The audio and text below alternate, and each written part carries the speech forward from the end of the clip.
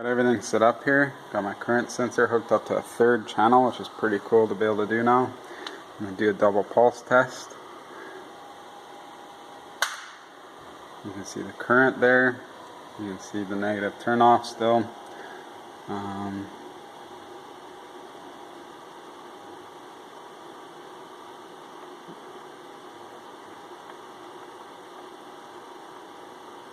I love this new scope. It's a huge step up for my world here. So source channel 3,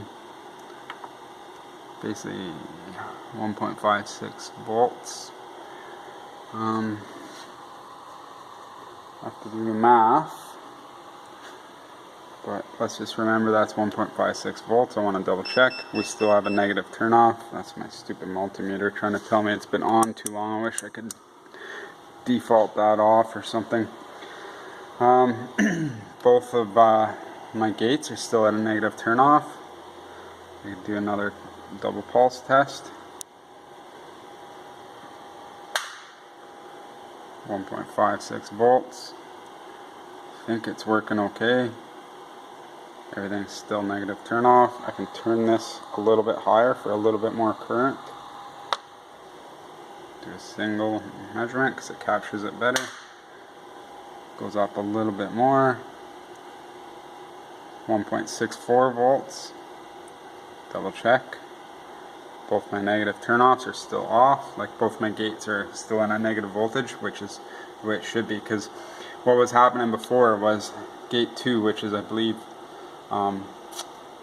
this lowest trace, number 2.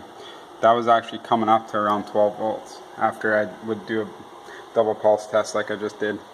Right now I'm running 446 volts, so that's a pretty good number. 1.64 volts. I have a measurement here written down in my notes somewhere. I think 1.72 millivolts per amp. So 1.64.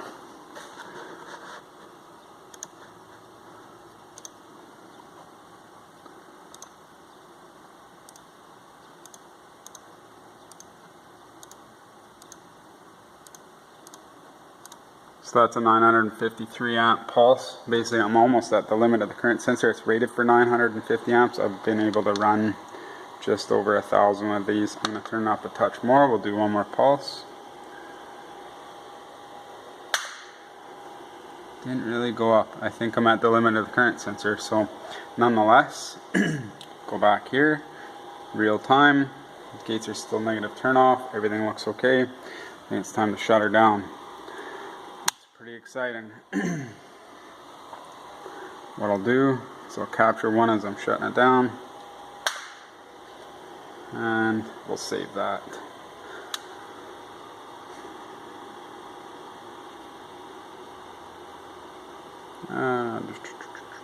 Save.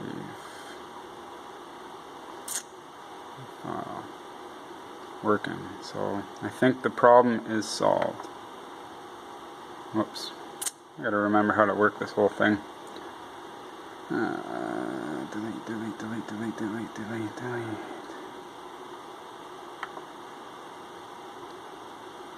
I need to spend some time with this scope because it's actually a lot different than my last one.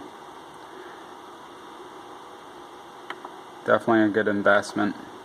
Best bang for buck in Canada here, roughly 1,500 bucks.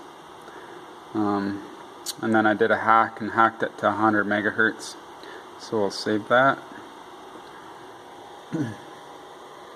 And we're down to 42 volts. Cool. I just want to wait till this saves. Hopefully it does save. And then I'm going to basically, I'm in long memory mode, which saves a lot more data. So you can zoom in, zoom out, look at it later on one of my computers or something, and does pretty good.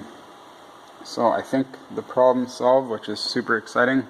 Means once I get a little bit of other work done around the shop here, I can put Leblowski's new 2.6 version brain chip in and try running it again. Looking forward.